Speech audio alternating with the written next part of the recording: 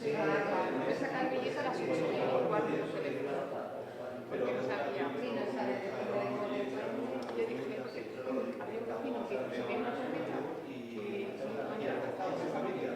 Bienvenidos a esta primera jornada sobre dieta cetogénica que ha organizado la Asociación Cordobesa de Epilepsia y Enfermedades Afines. Dentro de ellas se encuentra el déficit de glutuno y en colaboración con el Hospital Reina Sofía y el IMIBIC. Vamos, dentro de la presentación de esta jornada, a hacer una breve valoración de en qué situación estamos actualmente.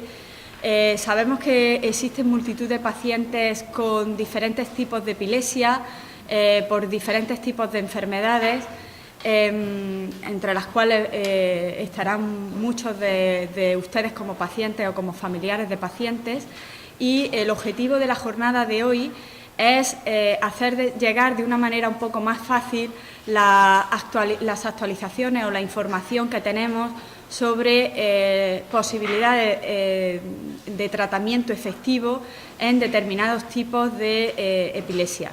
En general, todos conocen que la epilepsia se trata con fármacos y en la mayor parte de los casos es un tratamiento muy útil, pero existen determinados tipos de epilepsia que van a ser refractarias a tratamiento médico, en los cuales hay que, después de utilizar 3 o 4 fármacos, no vemos que haya disminución del tipo de crisis, y existe una opción que es la dieta cetogénica, en la que no hay nada comprobado. Hay algunos pacientes a los que les va muy bien y a otros a los que no, pero en algunos casos es una opción muy efectiva. E igualmente en el déficit de glutuno, como veremos también, es el único tratamiento para este tipo de enfermedad, que es una enfermedad genética, una enfermedad rara, y en la que la dieta cetogénica, además de ser el único tratamiento, es un tratamiento efectivo que incluso puede mejorar la calidad de vida de los pacientes prácticamente hasta una vida normalizada si se diagnostica precozmente y se instaura la dieta y se realiza adecuadamente.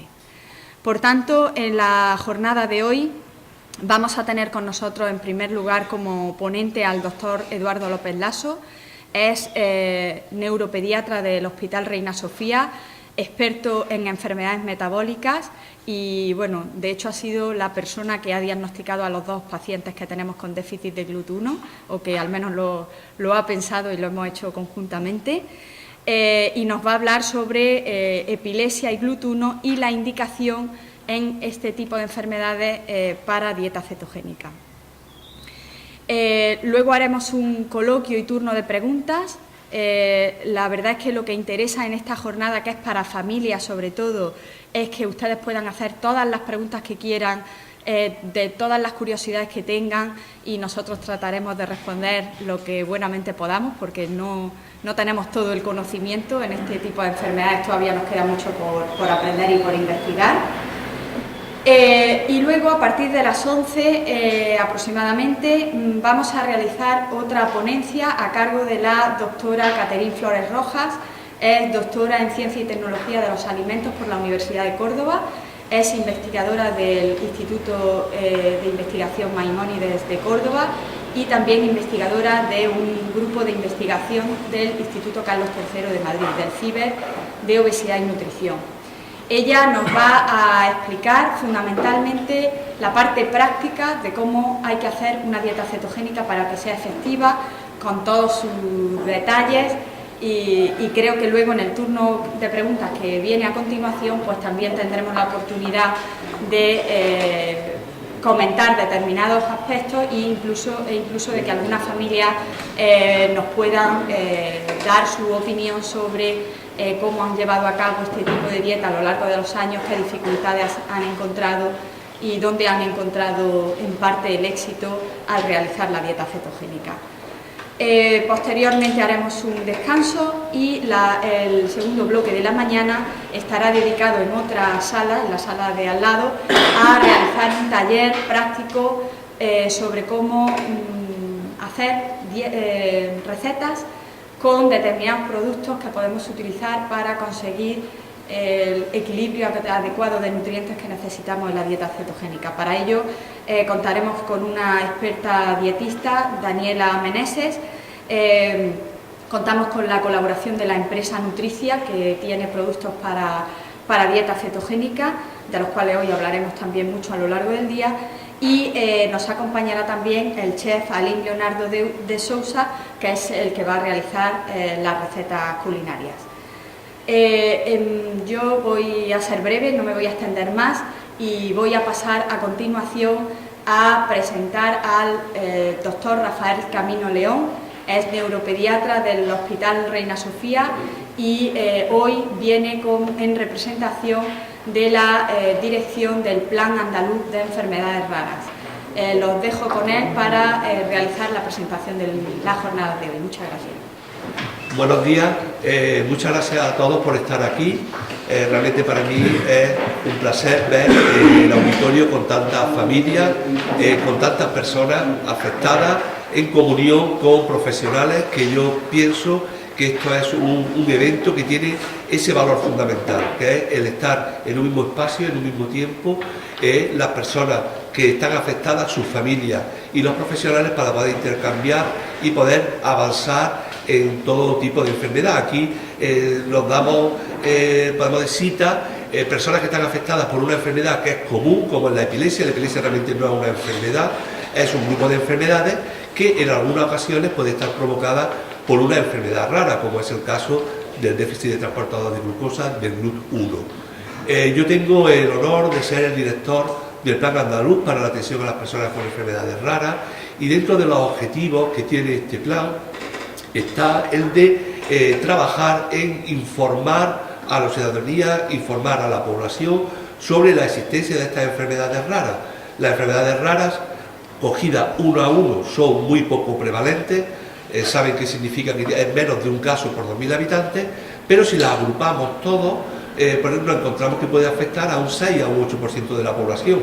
Se dice que casi 500.000 personas en Andalucía están afectadas por una enfermedad rara, 3 millones de españoles tienen una enfermedad rara. Luego se da esta paradoja, que diría yo, de las enfermedades raras, de que hablamos de enfermedades prevalentes, muy poco prevalentes, cogidas uno a uno, pero la globalidad supone un problema de salud, un problema importante, y de ahí que existan estos planes de enfermedades raras. Insisto, es para mí una satisfacción ver este evento organizado. Felicito a los organizadores, a los profesionales que van a participar, y deseo que realmente se avance en el conocimiento y en el aspecto práctico que supone la dieta cetogénica, que es la que de alguna manera une estos dos aspectos, de una enfermedad rara como el GLUT1 y una enfermedad más común como la epilepsia. Así que nada más, les dejo para trabajar y muchas gracias. Buenos días a todos. Muchas gracias, Mercedes y Rafael, por la presentación y por la invitación a hablar. Estoy aquí con ustedes y a todos los asistentes por venir aquí a compartir esta jornada para intentar un poco avanzar en el conocimiento y en la información que tengamos sobre estas opciones de tratamiento en la epilepsia. Voy a hablar en concreto sobre el papel de la dieta cetogénica en la epilepsia refractaria y en pacientes con algunos errores congénitos del metabolismo, destacando la deficiencia del transportador de glucosa a través de la barrera hematoencefálica. Un tipo especial de alimentación que imita el estado metabólico del ayuno. Nosotros, cuando estamos en ayunas, lo que hacemos es quemar las reservas de grasa. Al quemar nuestras reservas de grasa, producimos los cuerpos cetónicos. Los cuerpos cetónicos dan un olor muy característico, es el olor a acetona, lo que utilizan las mujeres para quitarse el esmalte de las uñas. Los niños muchas veces, cuando están malos, cuando tienen fiebre, cuando tienen una infección, ayunan y, como consecuencia de ello, lo que hacen es quemar sus reservas de grasa. Eso genera un metabolismo distinto del que estamos en condiciones normales, en nuestras condiciones basales, y lo que hacemos es quemar las grasas que tenemos de reserva, que son nuestra principal reserva de calorías. Entonces, lo que vamos a hacer con la dieta cetogénica es imitar ese estado metabólico del ayuno, que es a base de quemar grasas, produciendo estos cuerpos cetónicos, pero sin embargo no a base de quedarnos carentes de energía, que sería lo que haríamos si ayunásemos, sino en un estado metabólico que se llama anabólico, o sea, en el que podemos tener un equilibrio energético adecuado, para que nuestro organismo funcione normalmente, pero a base de ese estado de cetosis, ese estado en el que tenemos unos altos niveles de cuerpos cetónicos, que es la consecuencia de que estamos quemando grasas en nuestra sangre. Entonces, ¿qué se sabe? Pues que estos cuerpos cetónicos tienen propiedades antipilépticas. Esto se conoce desde la antigüedad. Desde la antigüedad lo que se sabía es que a los pacientes epilépticos una de las mejores cosas que se podía hacer era mantenerles en ayunas. Y entonces de esta manera se descubrió que estos cuerpos cetónicos tienen estas propiedades antipilépticas. Entonces esta dieta, desde el punto de vista científico, se empezó a utilizar desde los años 1920 aproximadamente. Pero ¿qué ocurrió? Que a lo largo de finales del siglo XIX y principios del siglo XX se fueron desarrollando fármacos antiepilépticos. Estos fármacos antiepilépticos suponían una ventaja frente a la dieta porque son muy cómodos de utilizar. Lo único que tienes que hacer es tomarte tu medicamento 1, 2 o 3 veces al día. Y entonces, frente a lo que es mantener este tipo de dieta, que ya exige un régimen nutricional muy especial, pues los fármacos antiepilépticos suponían una ventaja de comodidad. Entonces la dieta cetogénica poco a poco fue cayendo en desuso. Cayó en desuso hasta que en el año 1993 el hijo de un cineasta de Hollywood famoso, que tenía una epilepsia refractaria, una epilepsia que no respondía al tratamiento, fue atendido en un hospital de Estados Unidos, en el hospital Johns Hopkins de Baltimore, y allí decidieron emplear la dieta cetogénica para el tratamiento de este niño. Y entonces resultó que cambió la vida drásticamente de este paciente.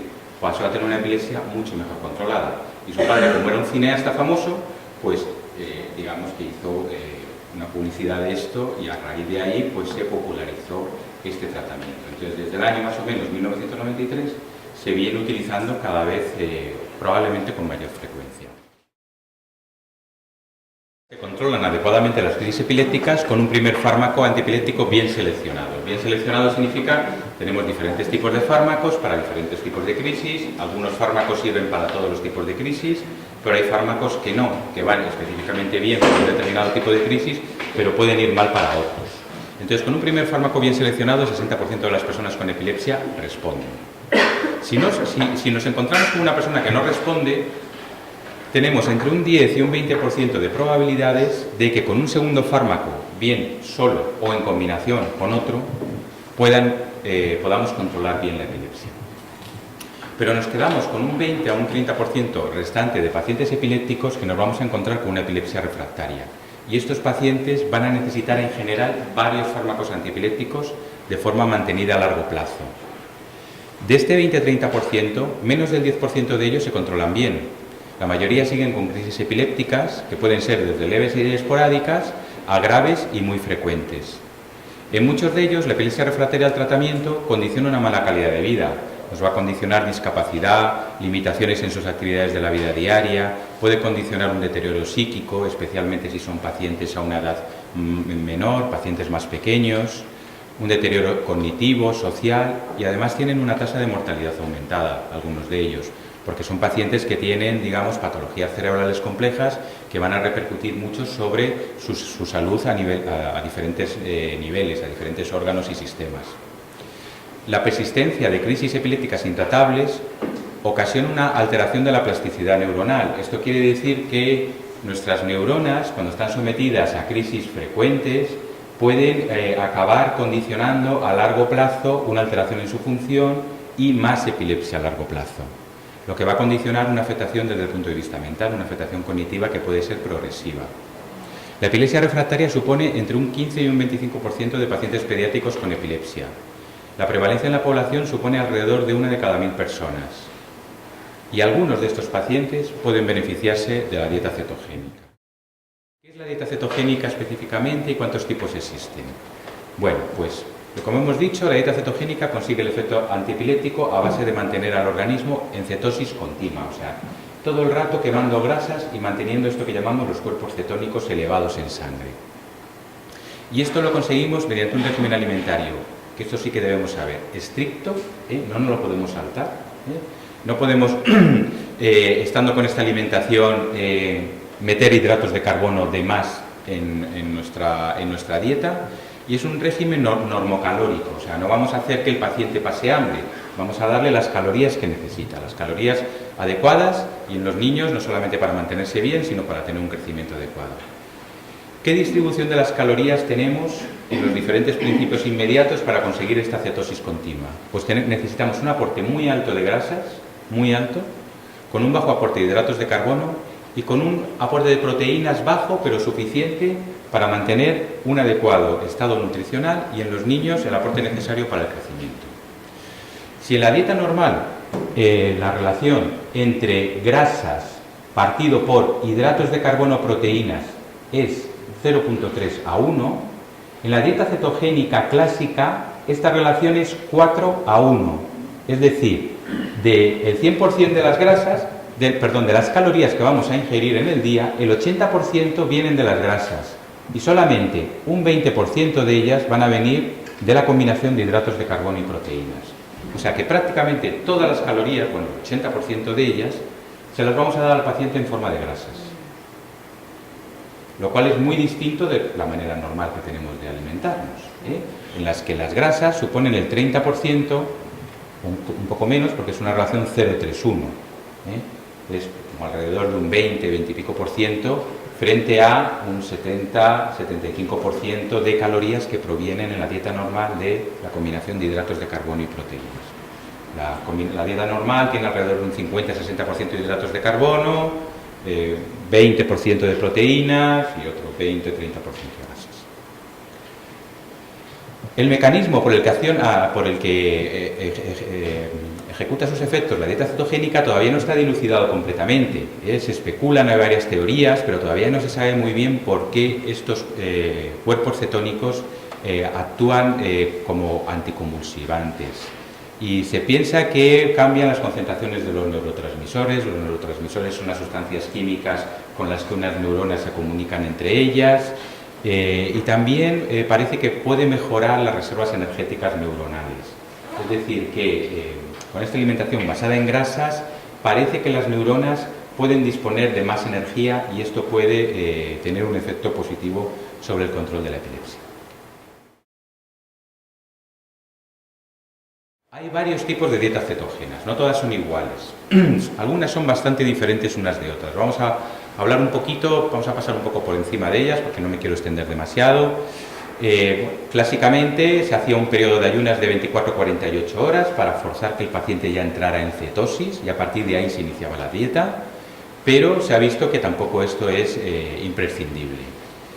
Y además parece que si no haces este periodo de ayunas inicial puedes tener menores efectos adversos iniciales, porque muchas veces los efectos adversos iniciales pues son bajadas de azúcar, deshidratación.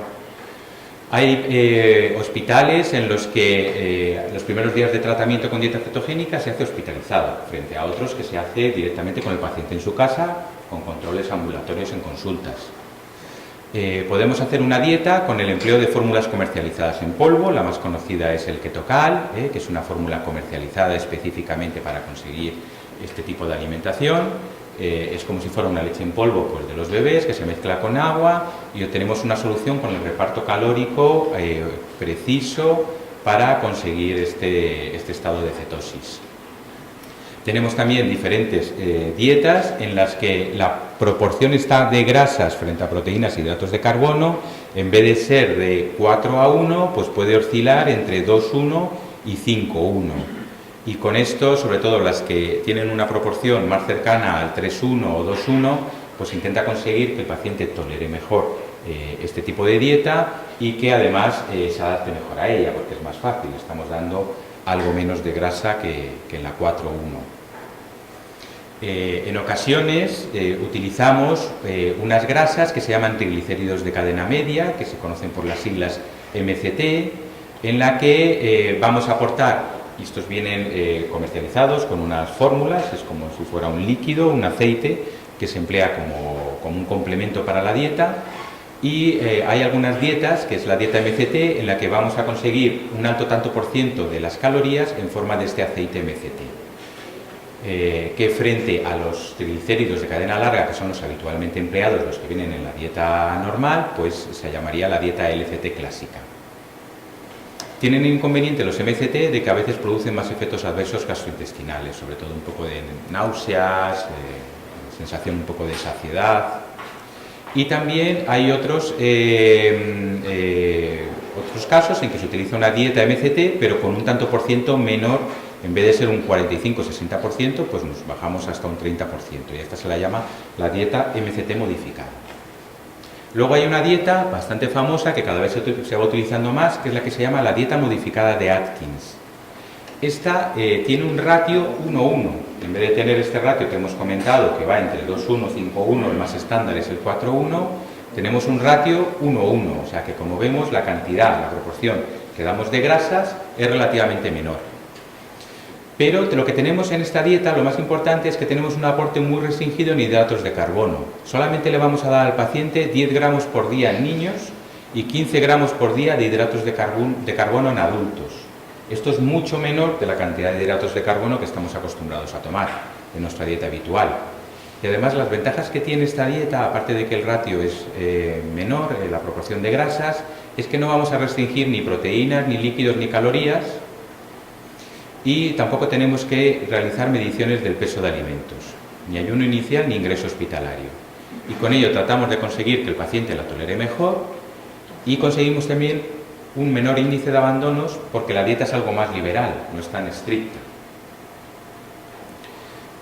Otra dieta también bastante conocida es la que llamamos dieta de bajo índice glicémico, en la que tenemos una ingesta de hidratos de carbono también más liberalizada, pero restringida en aquellos que elevan más la glucemia, como las frutas, el pan y las féculas.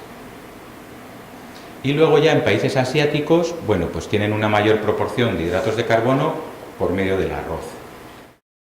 ¿Son igual de efectivas estos diferentes tipos de dietas cetogénicas? Pues la verdad que no hay muchos estudios que hayan analizado la presencia de diferencias en la efectividad antiepiléptica de los diferentes tipos de dieta cetogénica.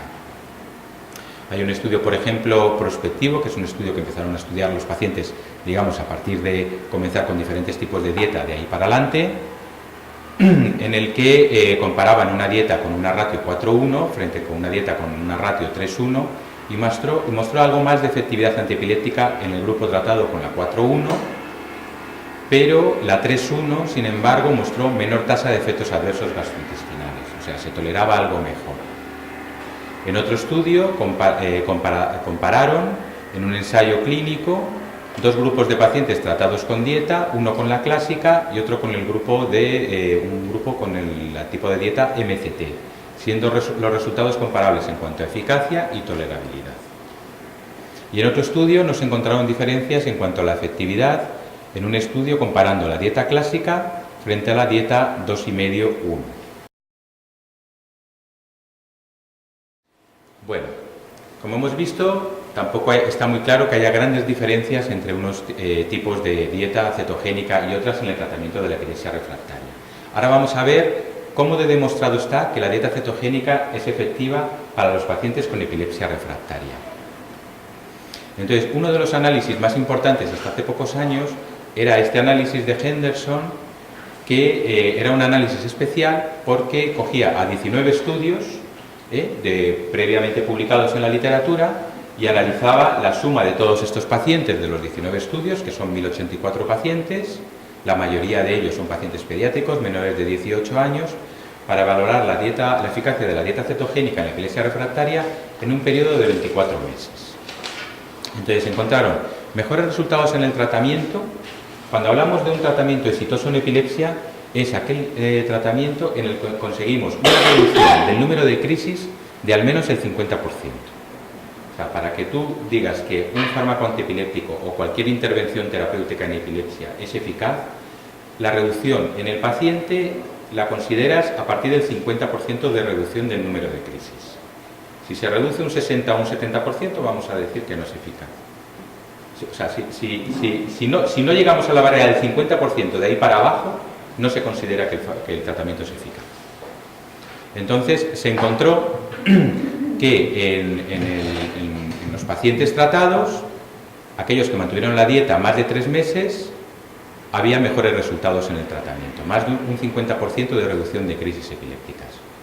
De los pacientes que siguieron con dieta durante 2 años, que era alrededor del 40% de los que lo habían iniciado, consiguieron una reducción superior al 50% de crisis el 83% de ellos. pero es de este 40% que mantienen la dieta, porque no todos la mantienen, hay muchos que la abandonan, bien por ineficacia o bien porque no la toleran bien, o porque no son capaces de conseguir este régimen estricto nutricional que es necesario llevar para mantener el tratamiento. Entonces, de ellos consiguieron una reducción superior al 50% de las crisis, el 83% de los que la mantuvieron. El 52% de ellos consiguieron una reducción superior al 90% de las crisis. Y un 24% se controlaron completamente de las crisis con la dieta cetogénica. O sea que, como se ve, los resultados fueron bastante buenos, por lo menos en este grupo que mantuvieron el tratamiento. El 50% de los pacientes suspendieron el tratamiento antes de los 24 meses, principalmente por la ineficacia en el control de las crisis y por el incumplimiento del estricto régimen dietético que es preciso mantener. Bueno, pues hasta ahora este estudio era el más importante, pero hace no muchos años se ha realizado un ensayo clínico controlado, aleatorizado, que esto quiere decir que los pacientes pasan al azar a un grupo de tratamiento o a otro, de pacientes pediátricos de 2 a 16 años de edad, asignados bien a dieta cetogénica clásica o a una dieta MCT, que es esta con triglicéridos de cadena media que hablábamos previamente, durante 3 meses, comparados con un grupo control, un grupo que no hacía la dieta cetogénica. Y eran pacientes que presentaban más de 7 crisis epilépticas por semana y no habían respondido por lo menos a 2 fármacos antiepilépticos bien seleccionados. En este estudio, que incluyó a 145 pacientes pediátricos, de los que al final se obtuvieron datos para el análisis a 104 pacientes, se encontró una disminución en el número de crisis diarias en los niños del grupo tratado con dieta cetogénica frente a los pacientes que no habían sido tratados con dieta. Se encontró que un 38% de los niños con la dieta tuvieron una reducción por encima del 50% en el número de crisis a los 3 meses, comparado con el grupo que no tenía dieta cetogénica, en los que, no se sabe muy bien por qué, la frecuencia de las crisis aumentó un 37%. La diferencia, por tanto, entre los dos grupos fue de un 74,9%, que fue muy significativa desde el punto de vista estadístico, que es como se realizan este tipo de estudios. ¿Cuáles son los puntos débiles en las medidas de la efectividad de la dieta cetogénica para el tratamiento de la epilepsia refractaria? Pues el principal punto débil es que la mayoría de los estudios han tenido el inconveniente de que muchos de los pacientes que han participado en los estudios han abandonado el tratamiento precozmente. El análisis de la respuesta a la epilepsia a la dieta cetogénica se ha basado en la valoración del número de pacientes que se han mantenido en dicho tratamiento, basándose en la presunción lógica de que los que se benefician de la dieta cetogénica se van a mantener en el tratamiento. Y también debe tenerse en cuenta que hay pocos estudios disponibles con datos de calidad que analicen pacientes tratados más de 12 meses con la dieta. O sea que digamos que las evidencias científicas que tenemos hasta ahora están ahí, son consistentes, pero también tienen sus puntos débiles. Y hemos estado hablando especialmente de pacientes pediátricos, pero ¿qué ocurre con los pacientes adolescentes y adultos? Los estudios en pacientes adolescentes y adultos son bastante limitados, hay bastantes menos estudios que en niños, son de poca calidad y por ello deben interpretarse con cautela. Los estudios han mostrado un perfil de efectos secundarios similar al de los pacientes pediátricos y mayores tasas de abandonos de la dieta, en la mayoría de los casos por falta de efectividad y por incumplimiento del estricto régimen que se debe seguir. Parece que los pacientes adolescentes y adultos, digamos que es más difícil conseguir en ellos que se mantengan fieles al estricto régimen dietético que hay que mantener.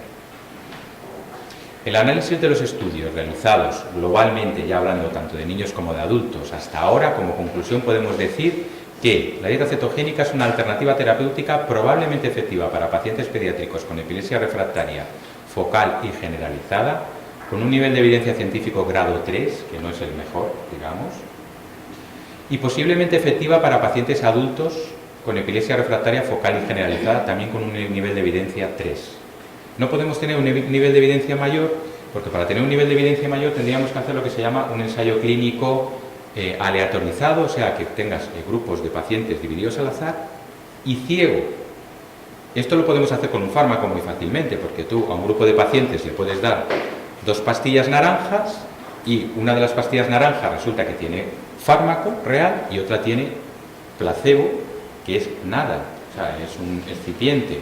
Y entonces es fácil comparar unos con otros, porque ni el paciente ni el médico saben qué paciente está en cada grupo. Y entonces se analizan las cosas de una manera más objetiva, pero esto con una dieta es imposible de hacerlo, porque el paciente lógicamente sabe que está haciendo una dieta normal o una dieta cetogénica. Entonces nunca vamos a poder tener un nivel de evidencia 1 o 2, que son los mayores niveles de evidencia científica para saber que un fármaco o un tratamiento es realmente eficaz con una dieta. Esto es imposible.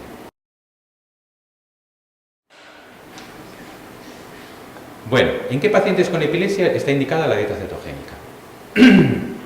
Pues se ha empleado para pacientes con epilepsia refractaria, tanto con crisis parciales como con crisis generalizadas y a diferentes edades.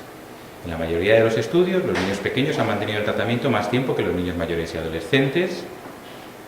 Y además muchos adolescentes y adultos rechazaron de entrada comenzar el tratamiento con dieta cetogénica. Cuando se les explicaba qué era lo que había, lo rechazaban.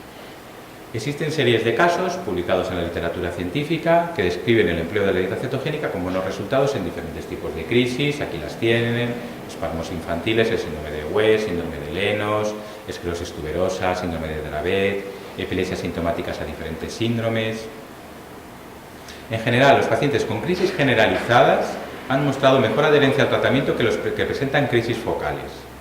Los peores resultados en general se obtienen en pacientes con epilepsias focales sintomáticas y en pacientes con crisis parciales complejas, que es una lástima porque una gran proporción de los pacientes con epilepsia refractaria tienen precisamente este tipo de crisis: las crisis focales, las crisis parciales, las crisis parciales complejas, y en ella parece que la crisis no obtiene tan buenos resultados como en las crisis generalizadas.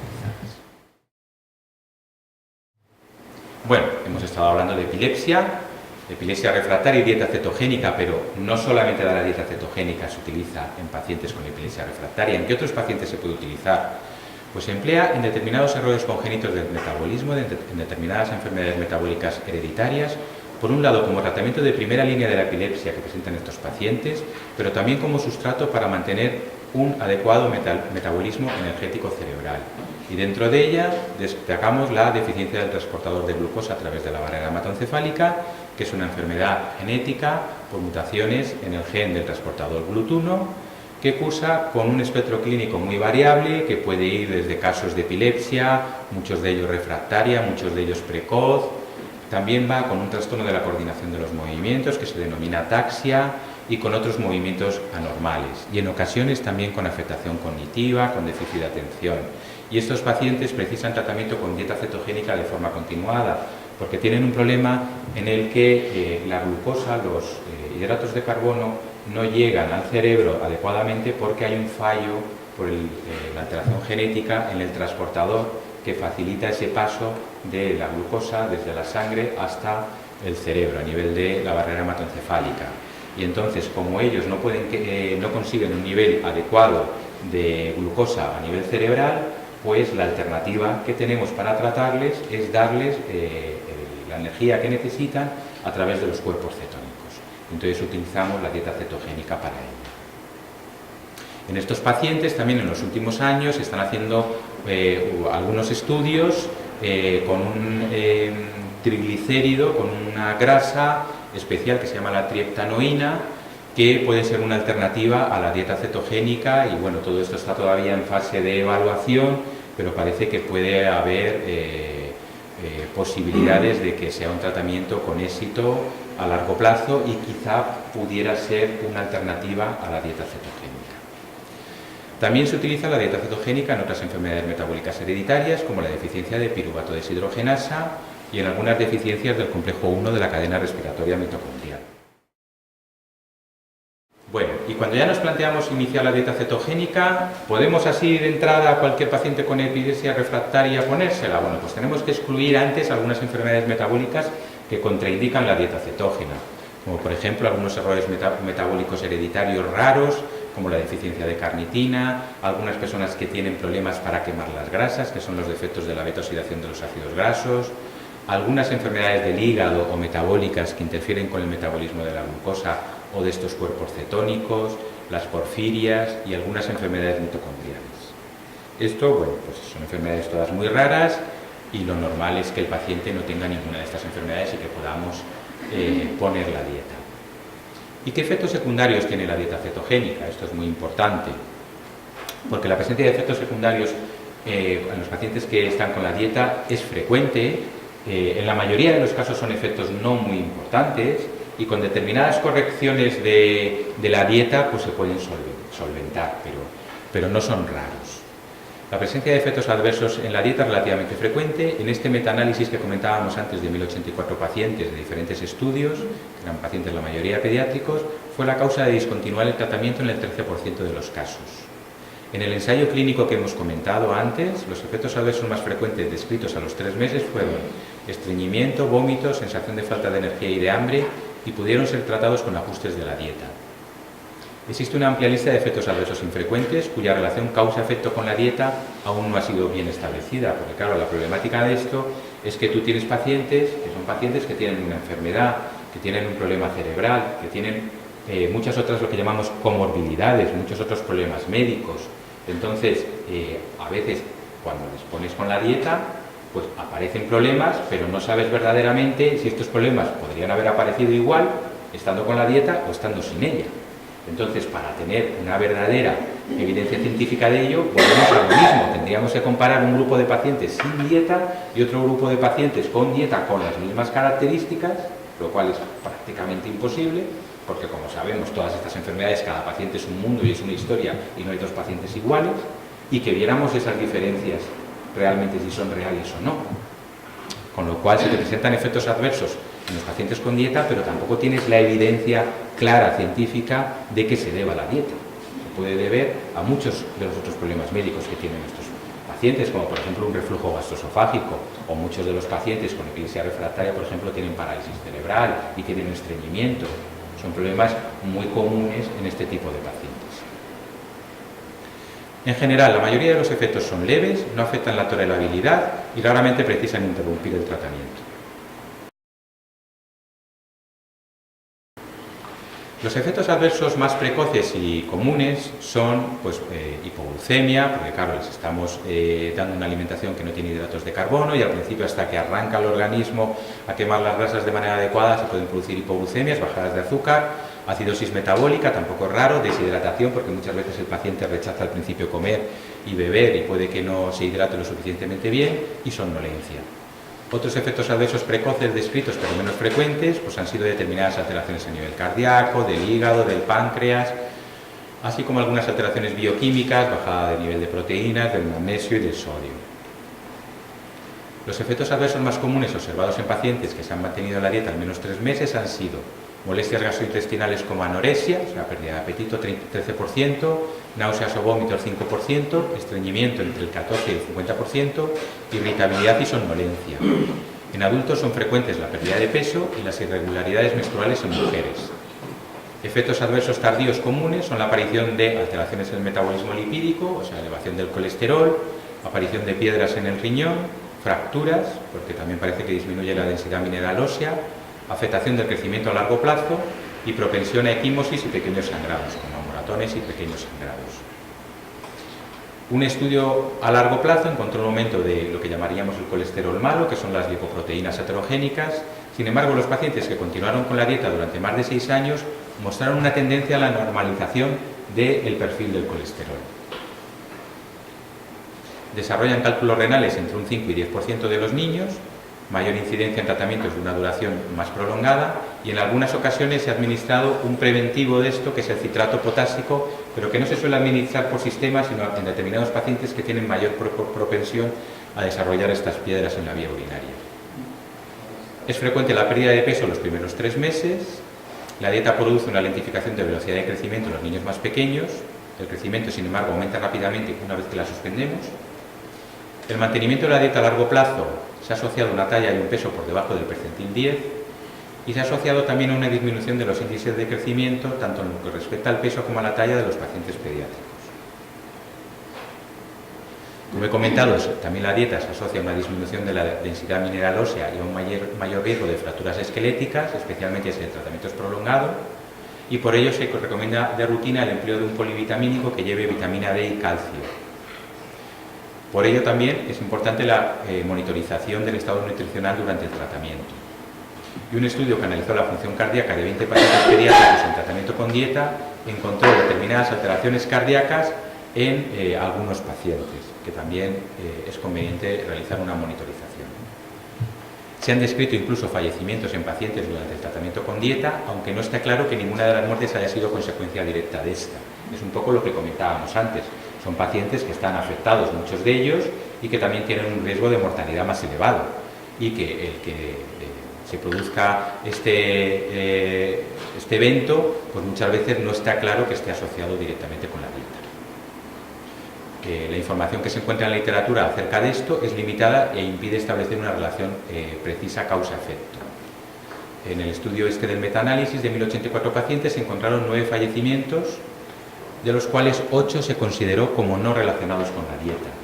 O sea, de 9 fallecidos, 8 se consideró que no estaba relacionado con la dieta. Se han descrito diversas causas de fallecimiento, como infecciones, neumonía por aspiración de grasa desde el estómago, parada cardiorrespiratoria y estatus epiléptico, o sea, crisis muy prolongadas, que estos pacientes pueden desarrollar incluso con más frecuencia no estando con la dieta. La presencia de reflujo gastroesofágico desde el estómago para arriba, con riesgo de aspiración, se considera una contraindicación relativa de la dieta, porque como el paciente va a tener mucha grasa en el estómago, puede producirle una neumonía por grasa. Y a diferencia de los fármacos antiepilépticos, esto es importante, la dieta cetogénica no tiene efectos adversos cognitivos ni conductuales. Muchos de los fármacos antiepilépticos sabemos que tienen estos efectos adversos a este nivel y sin embargo la dieta no los tiene. ¿Cuánto tiempo es necesario de tratamiento para saber si la dieta es efectiva? Habitualmente lo comprobamos en los primeros 3 meses de tratamiento. Si a los 3 meses no se ha producido una mejoría significativa, es poco probable que un tratamiento a largo plazo sea exitoso. Y a medio y largo plazo, ¿qué sucede? Por consenso, pero sin datos claros que evalúen la duración óptima del tratamiento cuando es efectiva, suele mantenerse al menos 2 a 3 años y posteriormente se realiza una retirada gradual en un periodo de 6 a 12 meses. Si el tratamiento es efectivo, podemos considerar una reducción o retirada progresiva del tratamiento con fármacos antiepilépticos, generalmente a partir de los 3-6 meses de inicio de la dieta cetogénica. Alrededor de un 20% de pacientes libres de crisis presentan recurrencia de las crisis cuando cesamos la dieta cetogénica. Pero por otro lado es habitual que los pacientes que han respondido bien se mantengan durante más tiempo, en parte por rechazo del paciente y los familiares a interrumpirla. Quieren mantener la dieta a largo plazo. Si alguien quiere hacer algún comentario, aquí. Ha estado comentando todos los inconvenientes y los efectos secundarios de la dieta cetogénica. Pero claro, lógicamente hoy la ponencia no va sobre los antiepilépticos. Pero yo sí me cabe la duda de si son mayores los efectos secundarios de la dieta a los de los antiepilépticos. Bueno, los antiepilépticos tienen también muchos efectos secundarios. Verdaderamente no hay ningún fármaco que no tenga efectos secundarios. Desde tomarnos un paracetamol o una amoxicilina a tomar cualquier fármaco, si leemos la ficha técnica de los fármacos, todos tienen una gran lista de efectos adversos. Los antiepilépticos además son fármacos que actúan a nivel de la bioquímica cerebral, con lo cual tienen un efecto antiepiléptico, pero no tienen ese efecto puro y estricto. ¿Por qué? Porque la bioquímica cerebral, nuestro cerebro está regulando cantidad de cosas, está regulando nuestro apetito, está regulando nuestro sueño, está regulando nuestro estado de ánimo, está regulando la conducta, la coordinación motora. Entonces, la gran mayoría de fármacos antiepilépticos vamos a encontrar efectos secundarios. La ventaja de la dieta cetogénica es que no va a tener efectos adversos a nivel ni cognición, o sea, ni a nivel intelectual, que es algo muy importante, ni a nivel conductual. Entonces, frente a eso supone una gran ventaja. Pero claro, también tiene sus efectos secundarios. Esto es como todo en medicina. En medicina siempre es una balanza, ¿no? ¿Qué pesa más? ¿El beneficio o los riesgos, ¿no? Tienes que asumir que hay unos riesgos, siempre va a haber unos riesgos, pero tenemos que pensar especialmente en los beneficios potenciales. Y bueno, pues nuestra opinión es que es una buena alternativa para casos en que la epilepsia no se controla bien con fármacos, que suponen tanto por ciento de los pacientes con epilepsia, y sabemos que a pesar de que cada vez tenemos más fármacos antiepilépticos en el mercado, más opciones terapéuticas, sí que es verdad que por muchos nuevos fármacos antiepilépticos que salgan al mercado y por muy eficaces que parezcan, La realidad es que tenemos un 20-25% de pacientes que le pongas lo que les pongas, no se van a controlar. Se pueden controlar unos meses, se podrán controlar unas semanas, pero rápidamente reaparecen las crisis. Entonces, para estas situaciones la dieta cetogénica es una muy buena opción. ¿Alguna otra pregunta o intervención?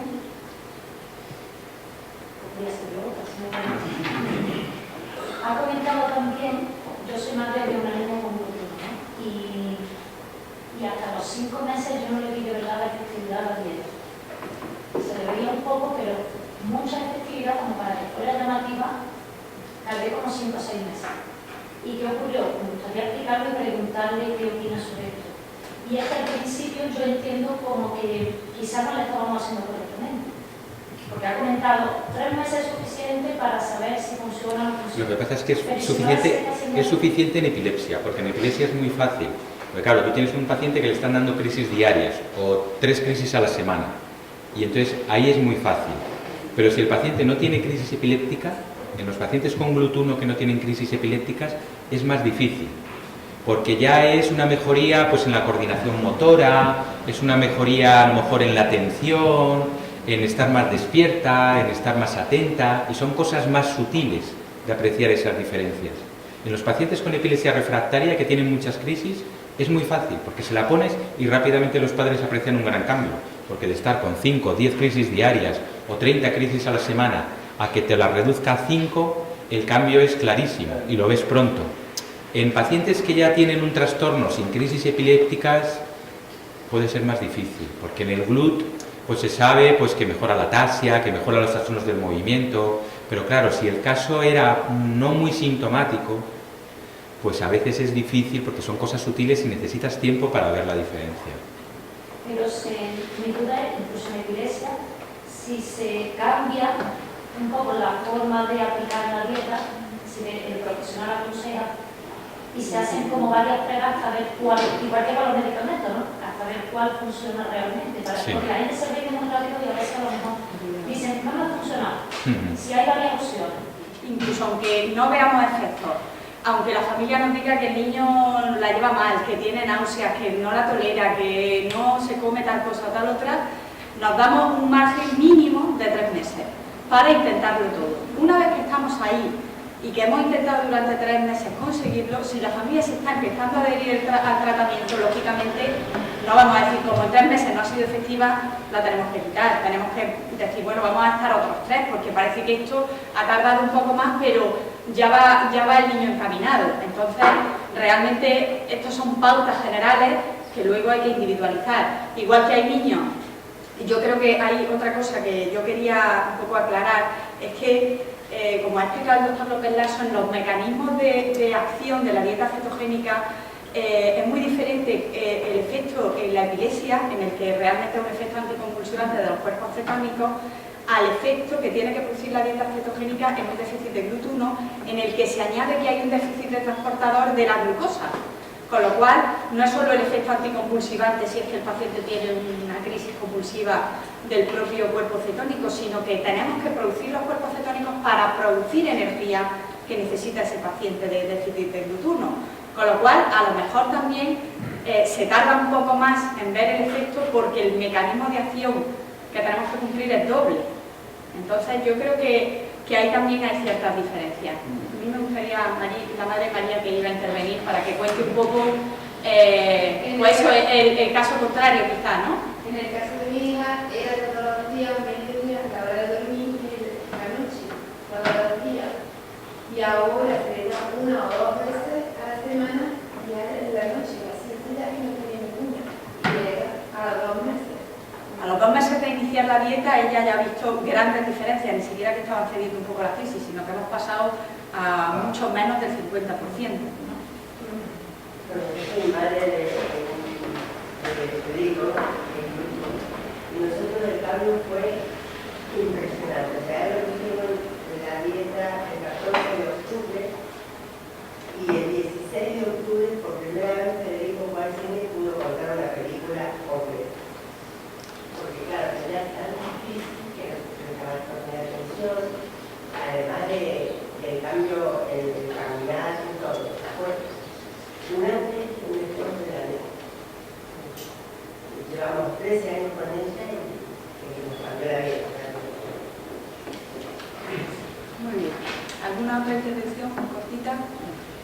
¿cómo sabes si aparte de epilepsia tienes déficit de Bueno, por el cuadro clínico lo puedes sospechar y entonces en ese caso lo que tendrías que hacer, si el médico lo sospecha y lo cree indicado, hacer el análisis, tienes que hacer una punción lumbar para medir la glucosa en líquido cefalorraquídeo y compararla con la glucosa en sangre. Es una prueba relativamente sencilla, algo molesta, se puede hacer con el paciente sedado también. Si es un paciente adulto va a colaborar, se puede hacer con el paciente despierto completamente. Y bueno, pues eso va a depender un poco de que el médico tenga la sospecha clínica de que la epilepsia o el trastorno del movimiento, que puede ser una alteración de la coordinación, movimientos anormales, distonía, en fin, diferentes cosas, pueda estar producido por esta enfermedad. ¿Se puede hacer por la seguridad social o...? Sí. Sí. O sea, que Se solicita al médico de cabecera y todo... Esto suele ser el neurólogo el que lo... Pasará al... El déficit de glucosa es una enfermedad que no solo produce epilepsia, de hecho, en gran parte de los pacientes no es la epilepsia el síntoma principal. La sintomatología principal, como ha dicho el doctor López Lasso, son trastornos en la coordinación del movimiento, eso es lo más característico y lo que casi siempre asocian los pacientes, incluso aunque tuvieran crisis epiléptica refractaria, como se ha comentado. Entonces, hay que tener una sospecha clínica, no se hace el estudio genético en cualquier tipo de paciente con epilepsia. Siempre ante la sospecha clínica el neurólogo decide si le parece que puede ser o no, si se hace primero la punción lumbar y si bioquímicamente concuerda el caso, entonces después se hace el estudio clínico. las personas con epilepsia, yo he escuchado que tenemos un gen alterado. ¿Es así? O sea, bueno, cada vez se conocen más genes que son causa de epilepsia. En muchos pacientes con epilepsia no hay una alteración genética determinada, concreta. Pueden ser pequeñas alteraciones malformativas, lesionales. Hay otras epilepsias que se sabe que son familiares, pero todavía no se ha descubierto el gen. Digamos, donde sí que se están viendo muchos avances en el tema de que hay alteraciones genéticas responsables de las epilepsias son en las epilepsias de inicio muy precoz, las epilepsias infantiles, estas epilepsias de debut en los primeros meses de la vida, en las que no encontramos nada en la resonancia, que los estudios metabólicos son normales. Ahí sí que ese grupo de pacientes se sabe que cada vez hay más alteraciones genéticas responsables de un tanto por ciento cada vez mayor de estos pacientes.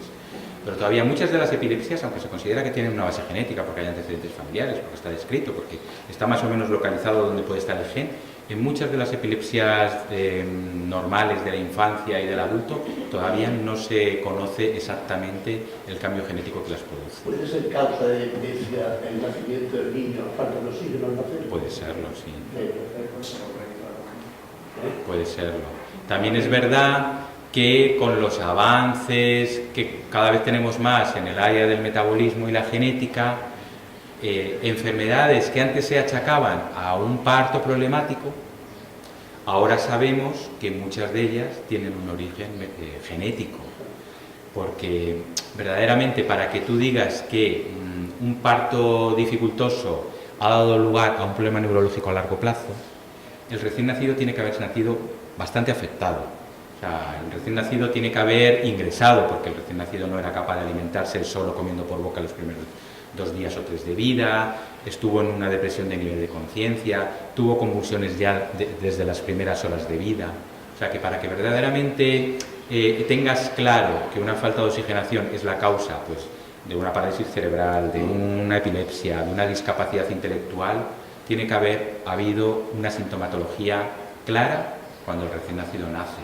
Una de ellas puede ser que el niño al nacer, entonces da normal de cerebral que no responde y a la segunda responde, eso puede ser... No, si a la segunda responde, eso no es una falta de oxigenación. Para que sea una falta de oxigenación que a largo plazo de secuelas, el recién nacido nace malo, nace enfermo y tiene que ingresar. No puede pasar los 2 o 3 primeros días, no puede pasar los 2 o 3 primeros días tomando el pecho o el biberón. Un recién nacido que sufre su cerebro es un recién nacido que ingresa. Y antes como los médicos teníamos mucho menos conocimientos de cuáles eran las verdaderas causas de estos problemas neurológicos, muchas cosas se achacaban, pues es que le hicieron daño al nacer, o es que fue un parto tal, y ahora se sabe que cada vez hay más causas que no conocíamos y que tienen un trasfondo genético que está ahí. En primer lugar, quiero agradecer a la Asociación Cordobesa de Epilepsia y Enfermedades Afines por la confianza en invitarnos a ser partícipe de esta jornada sobre dieta cetogénica.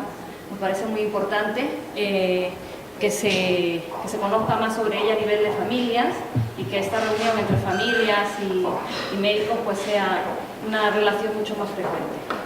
¿Qué ocurre cuando hablamos de dieta cetogénica? Existe una alteración de dos macronutrientes principales, ¿no? Carbohidratos baja sustancialmente y la grasa pues sube sustancialmente. Gráficamente podemos ver, comparando, de que a lo mejor la cantidad de proteína puede mantenerse según el tipo de paciente, ¿no? Y lo que cambia sustancialmente, que hablamos de que un 56% de energía que viene de los carbohidratos pues va a bajar aproximadamente entre un 5 a un 10% dependiendo del paciente.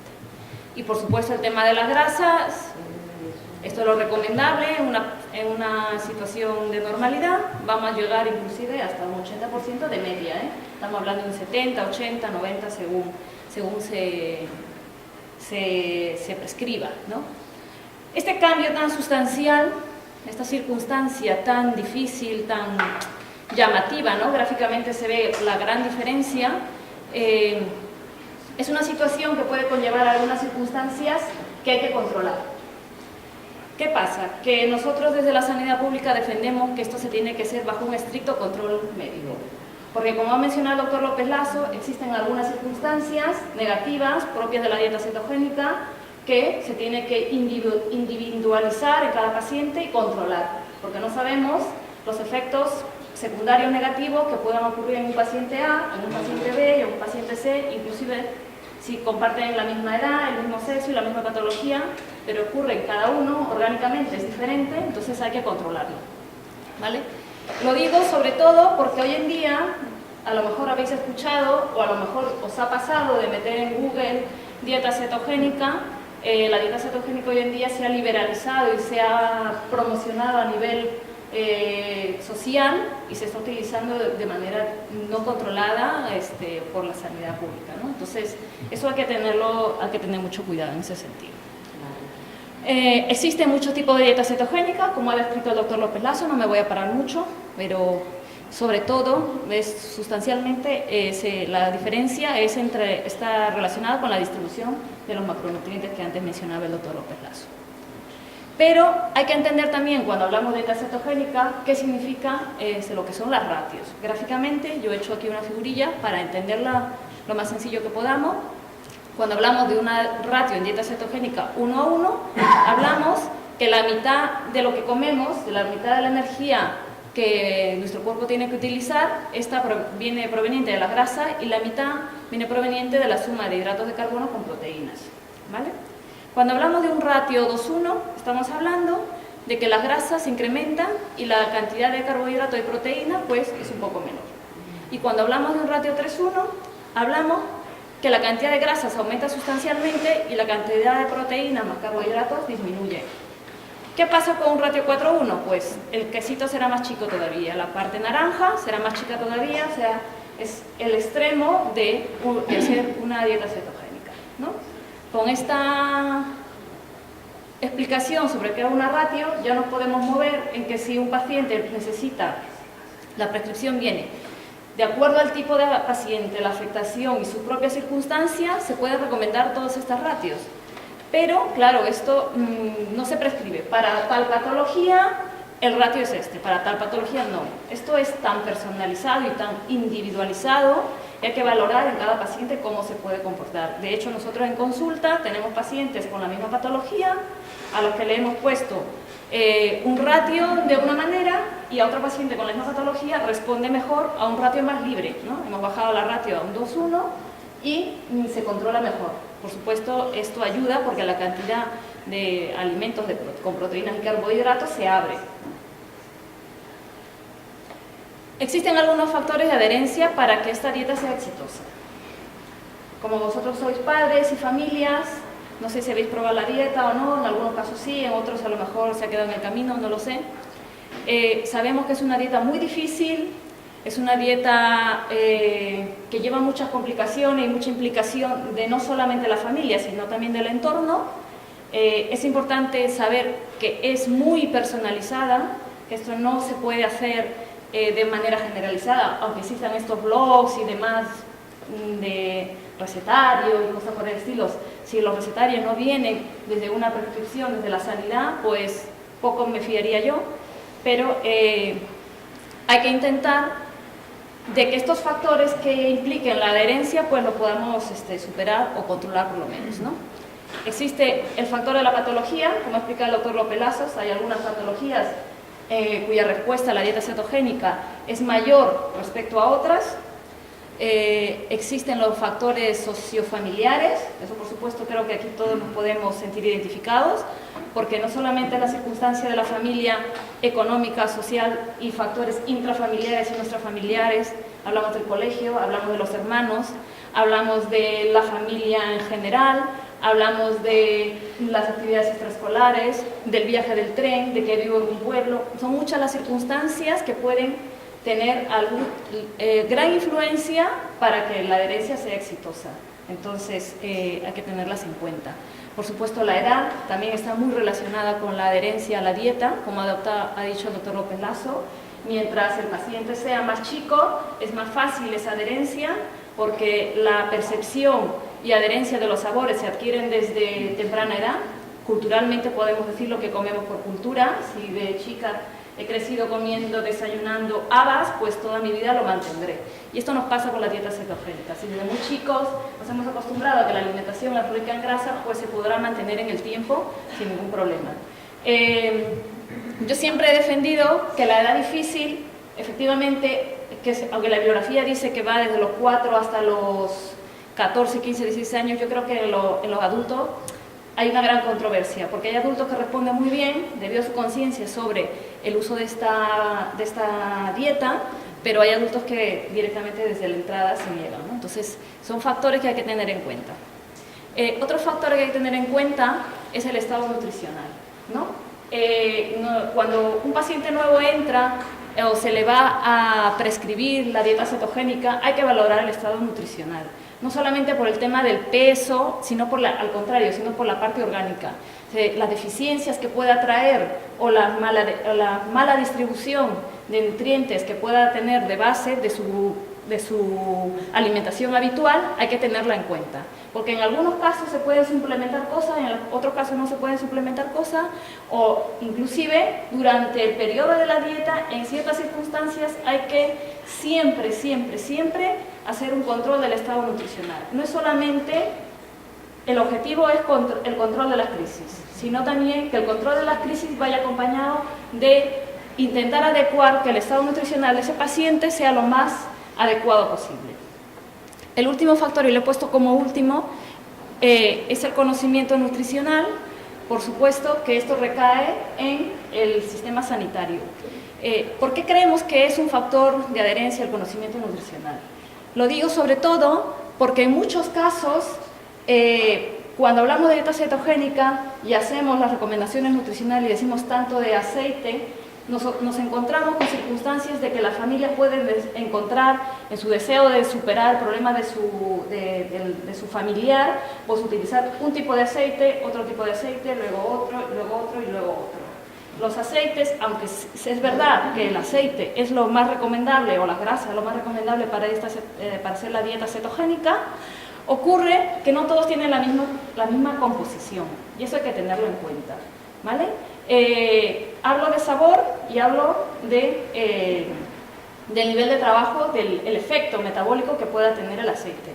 Y cuando hablo del aceite, hablo de lo más común, pero ya si empezamos a hablar de alimentos naturales, carnes o productos procesados, como un paté de este o un paté de lo otro, o voy a probar un mousse de esto, un queso de tal, el queso en lonchas, o una hamburguesa, que nos ha pasado decir, pues si nos ha recomendado hamburguesas, pues el niño está comiendo hamburguesa, pero resulta que la hamburguesa de donde se consumía no era una hamburguesa, era una hamburguesa del mundo comercial, no preparada por un carnicero ni por la familia, entonces ya tiene otro tipo de circunstancias. Por eso es muy importante que a veces decimos, pues no se la come, no tiene efecto, no hay adherencia, pues tener este tipo de conocimiento nutricional. Nosotros de la sanidad nos comprometemos y creo que los pacientes que tenemos aquí hemos sido muy abiertos siempre, damos nuestros teléfonos y llamamos a la familia después de probar una cosa, otra cosa, pero esto hay que tenerlo muy en cuenta, porque no podemos sencillamente basarnos en grandes reglas. Por eso digo que la dieta es muy, muy, muy personalizada.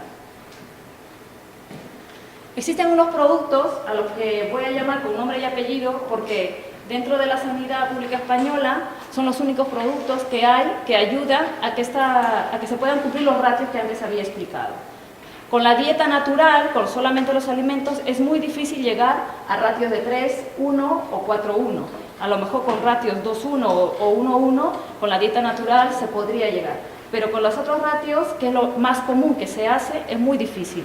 Por eso nos ayudamos de dos productos estrella que nos ayudan a cumplir esos ratios. El primero de ellos es el Ketocal, es una fórmula que viene en polvo, se prepara como las fórmulas infantiles y que también viene en presentación líquida y que nos ayudan. Estas fórmulas vienen preparadas ya con su ratio, 3:1 y 4:1. Entonces, estas fórmulas nos ayudan a que al momento de prepararse, pues directamente, sin necesidad de hacer el preparado, un poco de carne, un poco de mayonesa, luego aquí aceituna y el aguacate y llegar a la ratio, pues ya directamente vienen preparados, ¿no?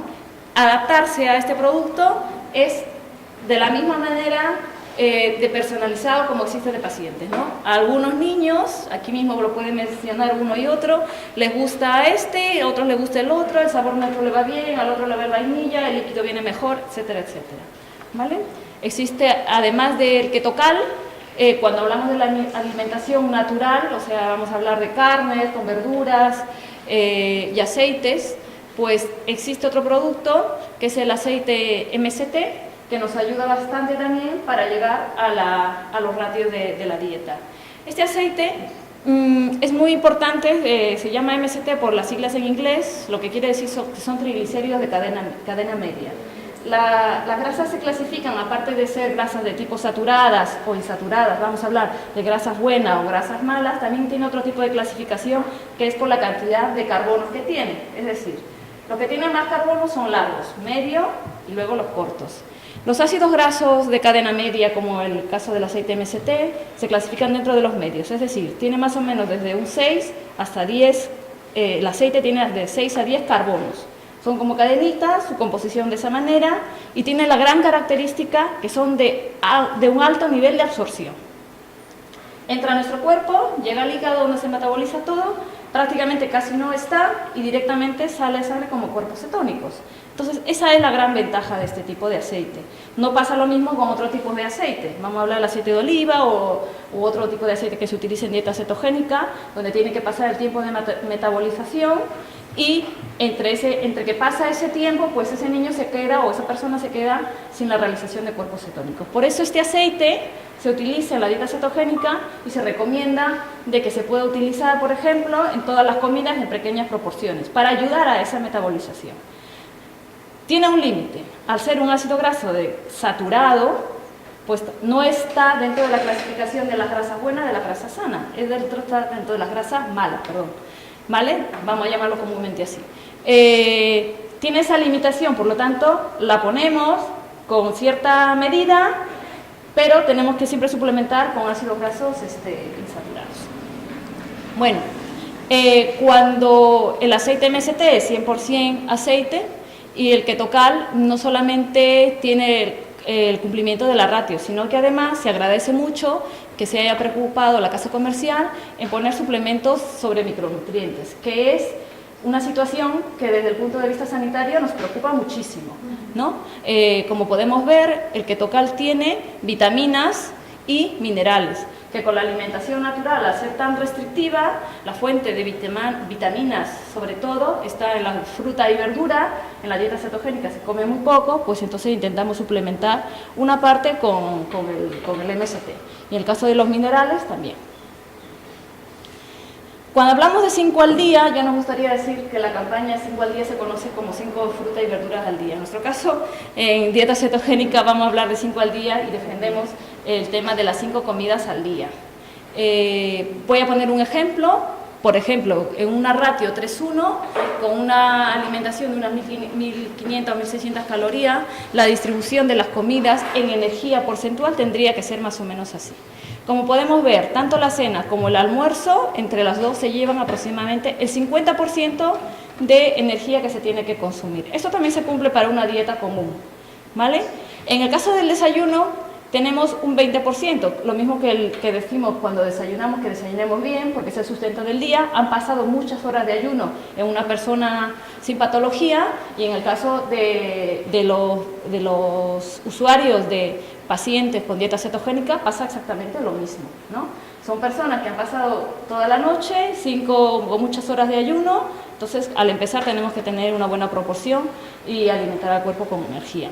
En algunos casos también se ha llegado a tener 5, 6, 7 u 8 comidas al día, porque son casos, como decía, las dietas son personalizadas, pues se tiene que suplementar a las 3, 4 de la mañana, 5 de la mañana, porque los niños no empiezan a dejar de responder y necesitan un extra, ¿vale? Pero no es en todos los casos. Y luego la media mañana ligerita y la merienda un poquito más llena que la media mañana, ¿vale? ¿Qué pasa? Esto es con respecto a la distribución porcentual de kilocalorías. Y con respecto a la cantidad de nutrientes, esta es la distribución. Vamos a ver, por ejemplo, en el desayuno, como podemos ver, la columna amarilla es la cantidad de grasas que tendríamos que consumir y la columna verde es la cantidad de hidratos de carbono más proteínas que tendríamos que consumir.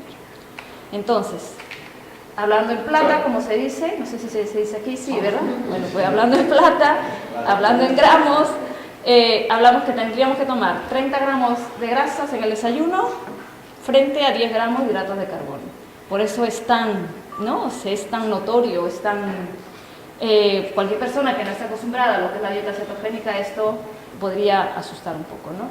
Y si estamos hablando pues del almuerzo, ya no lo digo más, estamos hablando de casi 50 gramos de aceite frente a casi 17 gramos de hidrato de carbono más proteínas. Son ejemplos, ¿vale? Ya hablamos del ratio 3:1.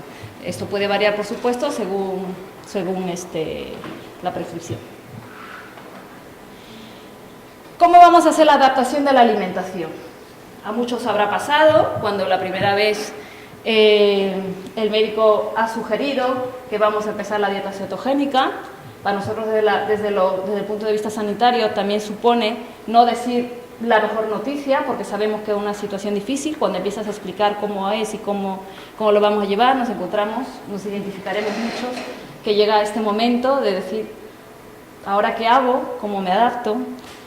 Es un reto familiar y es un reto desde el punto de vista sanitario. Para nosotros también es un reto y, por supuesto, el objetivo es que lleguemos a esta sensación de confort, de felicidad, cuando por fin lo conseguimos. Veo a la mamá de Fede, por ejemplo, sonriendo y creo que se podría sentir identificada, ¿no? Cuando llegamos a una circunstancia y al final llegamos a otra. Por supuesto, nosotros queremos que esto siempre ocurra. Sabemos que es muy difícil, pero no es imposible. Por eso os animamos y nos comprometemos. Creo que es que los pacientes que tenemos lo saben, siempre estamos dispuestos a sugerencias, siempre estamos dispuestos a solventar dudas, siempre estamos dispuestos a llamaros, a citaros para probar esto, probar lo otro y conseguir esta sensación de confort finalmente cuando logramos la adaptación de la dieta. ¿Cómo hacemos la adaptación de la dieta en un lactante?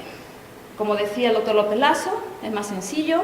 Vamos a hablar de que si es que tenemos un niño que toma leche materna o fórmula artificial y consume una cantidad de kilocalorías al día aproximadamente, nos vamos a ayudar en nuestro producto estrella, que es el Ketocal, y vamos a llegar a consumir y suspender una circunstancia de lactancia materna por una lactancia directamente con Ketocal, cuando es de fórmula directamente.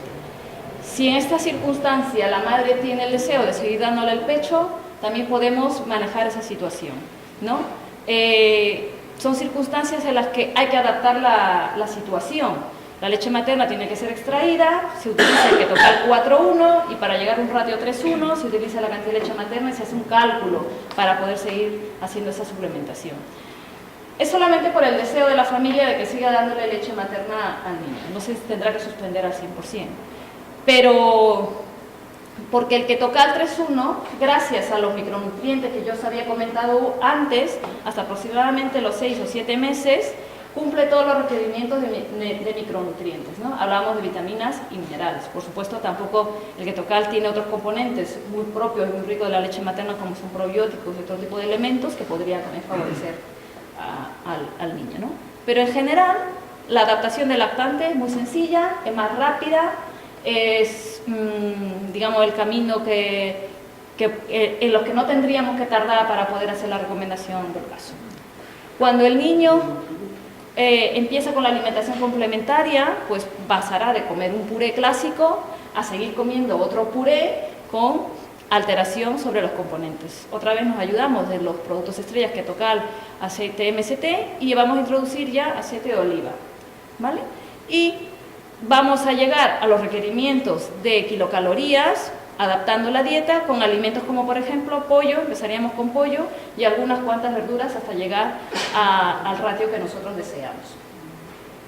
A partir de entonces, ese bebé ya cuando tenga a partir de 1 año y 3 años, si empezamos desde este momento la dieta cetogénica, es el momento ideal para adaptar sabores, sobre todo si la dieta va a ser de toda la vida o la dieta va a ser por unos años. Existen productos estrella de la alimentación natural como son las aceitunas y el aguacate que cumplen un buen rol y ayudan a la dieta cetogénica, pues es el momento ideal para meterle los alimentos, aunque sean grasosos, las grasas más sanas posibles para este pequeño. Entonces todavía en esa edad es bastante sobrellevable la adaptación de la dieta cetogénica, ¿vale?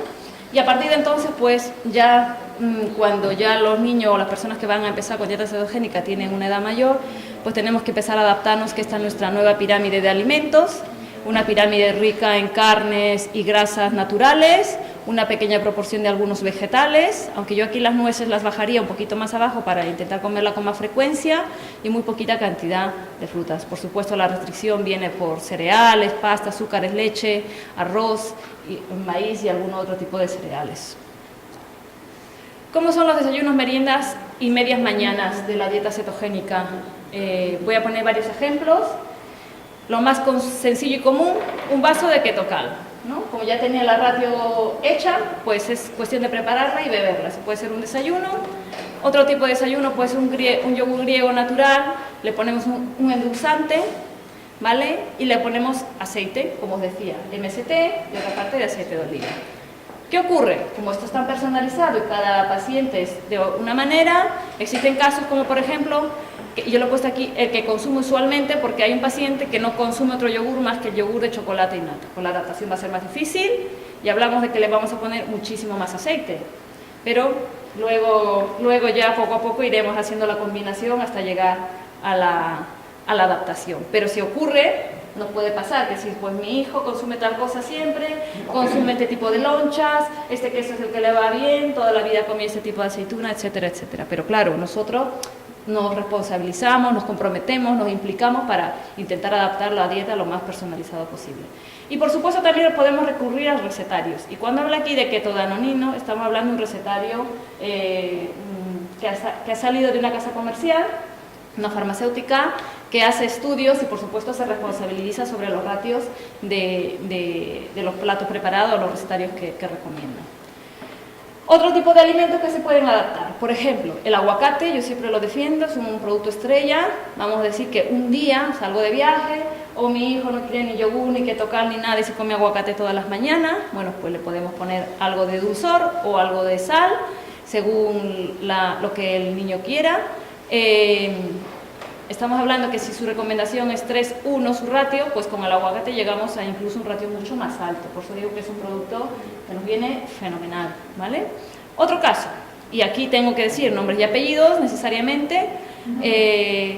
Hablo de una cantidad de gramos de paté de aceitunas de la marca tal, ¿no? Que tiene también un ratio bastante elevado, porque hacemos el estudio, ¿no? Nos guiamos de la etiqueta nutricional, hacemos el cálculo y decimos, pues tiene tanto, y tiene que ser esta. Y tiene que ser esta marca, y a lo mejor incluso podría poner de tantos gramos, con tal, lo suyo sería poner el código de barras y así no hay error de ningún caso. No tenemos una guía, un manual que nos pudiera ayudar, ojalá existiera, ¿vale? Pero tenemos que poner lo más acercado posible para que ayudar al paciente a su adherencia. Almuerzo, voy a poner varios ejemplos. Otro ejemplo, un almuerzo que tiene que contener de 400 a 450 gramos, una cantidad de pollo, una cantidad de MST, de aceite, etcétera, una cantidad de gramos de aceituna de tal, ¿no? Aquí hablo de otro tipo, y aquí, por ejemplo, pongo más 1 o 2 lonchas de preparado de queso fresco pautorizado extra grasa al tanto porcentaje de materia grasa de la marca Esquiza, y está disponible en tal y tal. O sea, que llegamos a una personalización y un estudio y un deseo tan grande de que se adhiera, que la adherencia a la dieta sea lo más exitosa posible. Entonces tenemos que buscar y, por supuesto, revisar siempre las etiquetas y decir que esto es así. Inclusive, nos gustaría tener figuras y decir, pues, porque tiene esto, esto, esto, y ten en cuenta siempre que no puede pasar, porque los macronutrientes en algunos casos se nos modifican. Como no es la única patología que llevamos, tenemos también patologías con alimentación baja en proteínas. En algunos casos encontramos alimentos bajos en proteínas, después de un año vas al supermercado a suplementar las proteínas con harina de otro cereal, y ha cambiado la etiqueta, ya no nos podemos fiar, hay que tener siempre en cuenta todo eso, ¿vale? Bueno, otros ejemplos de almuerzos también, estamos hablando, por ejemplo, de lomo embuchado más tanto, más tanto. Lo que aquí quería poner también era de que, por ejemplo, aquí hay otro caso, ¿no? Esta familia comía muchísimo queso kiri, entonces decimos, pues venga, comemos queso kiri, lo ponemos en una lata de atún de esta manera y está disponible en tal, ¿no? Entonces nos adaptamos un poco a la circunstancia, esas circunstancias intrafamiliares que hablábamos antes, para que la adherencia de la dieta sea lo más adecuada posible. Cenas. Esto también puede ser un almuerzo, ¿no? Cuando nosotros intentamos recomendar que hagamos purés, ¿no? Aunque el niño coma entero, nos gusta hacer purés porque nos permite introducir vegetales, patata, tomate, cebolla, aquí tenemos calabacín, champiñón, porque nos favorecemos de los micronutrientes que tienen estos vegetales, e intentar de que la absorción de macronutrientes, la fuente de micronutrientes de la alimentación natural, pues sea lo más natural posible, ¿no? Entonces decimos que aunque haga una alimentación entera y el niño mastique muy bien, pues de vez en cuando hagamos siempre purés para poder ayudarnos con los micronutrientes de la alimentación natural, ¿vale? Existen unas soluciones inmediatas, nos gusta buscar en el supermercado, cuando vamos usualmente a hacer nuestra propia compra, de repente encontramos, dicen, ala, mira, he encontrado esto, y claro, por tu profesión te paras, miras, dejas de comprar tus cosas y te pones a mirar etiquetas. A mí me gusta mucho, voy con la idea siempre de ir al supermercado y digo, no me voy a parar en nada porque tengo que hacer lo mío, pero que no lo puedo evitar porque me gusta muchísimo pararme, mirar y ver, ¿no?, esta circunstancia. De hecho, siempre estamos con la mente, y si fuera esto y lo otro, y quiero buscar un queso así, y que esto y lo otro, en fin, ¿no? Voy a poner solamente 4 ejemplos, pero hemos encontrado muchísimos. Un queso, este queso de esta marca, es inevitable poner, que es recomendable poner la marca, el código de barras inclusive, ¿vale? Este quesito que trae 8 porciones, cada porción trae 17 gramos y medio, tiene una cantidad de kilocalorías, proteínas, carbohidratos y grasa, pero vamos, lo más importante, ¿cumple la ratio? Sí, cumple la ratio. Este quesito cumple una ratio 3:1, o sea, nos vamos de viaje, nos vamos al tren, no vamos a preparar ahí nada, no va a ser muy complicado, pues tengo en mi bolso de dieta cetogénica, pues los quesitos siempre disponibles para alguna circunstancia como esta. Otro ejemplo, el mousse de la marca Filadelfia, el clásico, porque hay varias variedades, ¿vale? Este mousse también, que es una porción de 140 gramos, a lo mejor para una persona más adulta, una cantidad de kilocalorías mucho más elevada, también puede comerse medio quesito, medio pote o el tupper entero. ¿Cumple la ratio? También cumple la ratio de 3,1, ¿vale? Otro ejemplo. Aquí tenemos ejemplos de alimentación natural, por ejemplo, las aceitunas rellenas de anchoa de la marca Deza, cumple la ratio, también cumple la ratio, ¿no? Los frutos secos como avellanas o almendras cumple la ratio, también cumple la ratio, ¿vale? No es lo mismo si, por ejemplo, estamos hablando de frutos secos como anacardos o maníes se llama, ¿no? O maní, ¿no? Cacahuete. O cacahuete, no cumple la ratio tan igual, la ratio es más bajita, es 2,5. Bueno, pues también, mi hijo solo come cacahuete. Bueno, pues usted dele el cacahuete y una jeringuita de aceite por boca para cumplir nuestros ratios. Hay soluciones. Es difícil, es complicado, pero no es imposible. Da mucho trabajo, sí, al principio, luego te habitúas, ¿no? Como todo. Entonces, hay que intentarlo y hay que seguir buscando, averiguando y normalizando la vida del paciente con dieta cetogénica lo mejor que podamos. Por supuesto, el doctor López Lazo ha hecho una exposición bastante completa sobre los efectos secundarios. Yo voy a sacar una tabla, pero sobre todo es porque desde la sanidad de este hospital nosotros defendemos que las grasas de origen natural que consumamos en dieta cetogénica sean lo más saludables posibles, por los posibles efectos adversos que también conocemos. Existen, bueno, esta es la lista de efectos secundarios y efectos adversos en tabla. Nosotros nos hemos preocupado mucho siempre desde la unidad porque llevamos todo el tema nutricional, sobre el tema de los lípidos en sangre, etcétera, una posible consecuencia. Por eso es que hicimos una investigación sobre cuántos ácidos grasos buenos frente a ácidos menos buenos se recomendaban en la bibliografía científica o en otros hospitales. Tuvimos acceso a dietas de otros sitios, hicimos los cálculos, ¿no? Y por supuesto también pusimos nuestros cálculos, cuánto era nuestra relación de eso con respecto a los grasos. Nosotros intentamos poner mitad y mitad, porque es inevitable. Os decía que tenemos que comer chorizo, tenemos que comer cerdo para llegar a esas ratios, pero también podrías comer solo salmón, atún, merluza, caballa, también podríamos hacerlo, ¿no? Entonces, como cada caso es tan diferente, cada niño es tan distinto, un niño come estupendamente el aguacate, el otro no lo puede ver, ¿no? Entonces intentamos que sea lo más saludable posible por los efectos adversos a largo plazo que podría tener la dieta cetogénica. Y por supuesto intentar cambiar las mayonesas, las natas, las pancetas, los embutidos de ácidos grasos saturados, mantequillas y demás, por ácidos grasos más sanos, ¿no? Aquí nosotros encontramos este producto y este producto, que también son natas de origen vegetal, ¿no?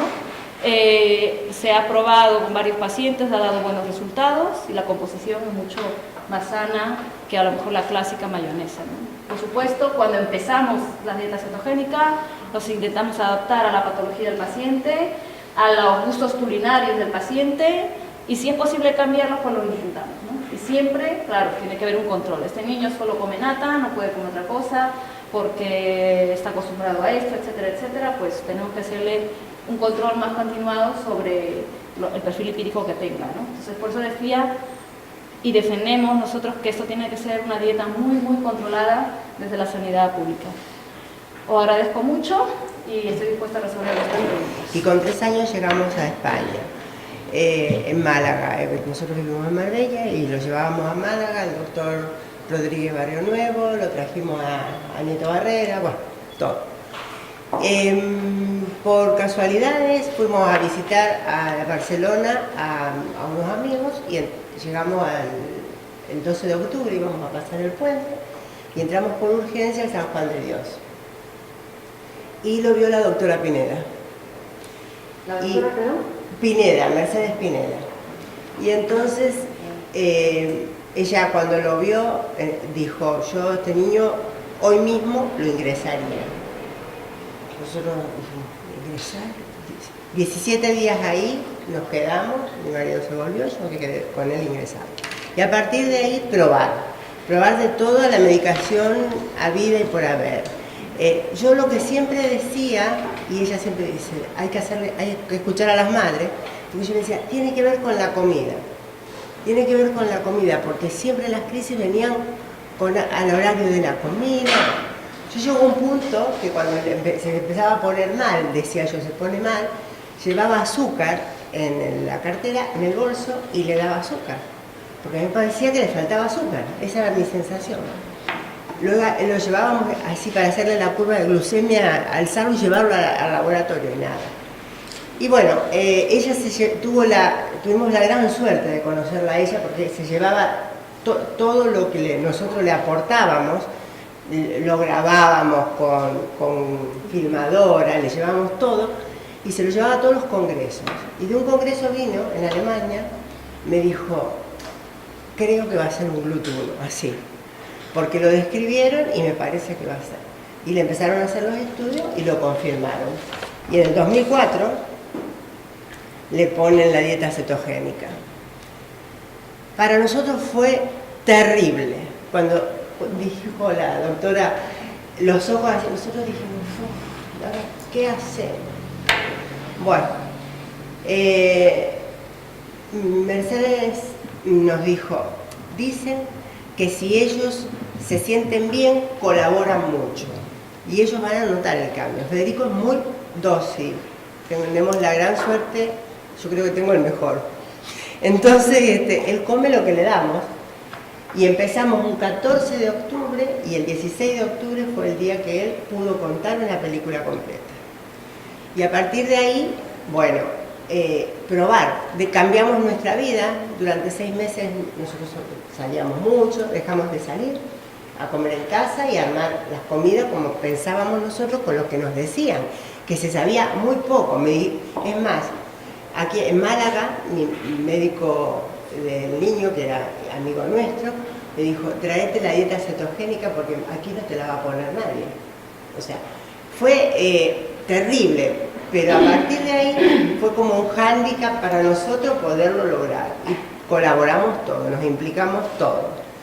Y mi marido, mi hija, mi familia cuando venía de Argentina, todos hacíamos recetas nuevas con los ingredientes que podíamos y veíamos que le venía mejor. Además él se controla solo la cetosis, entonces esto me baja, esto me sube, él mismo nos decía. Entonces fue muy difícil, pero muy gratificante. Y hoy estamos encantados porque pasó de tener crisis permanentes a que este año lleva 2 crisis. Entonces, ¿Qué tiempo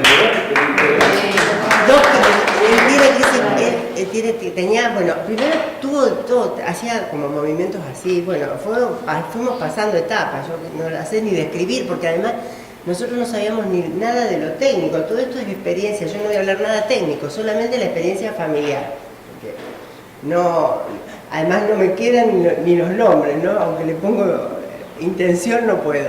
Pero ahora, este año, sí notamos, por ejemplo, la parte emocional.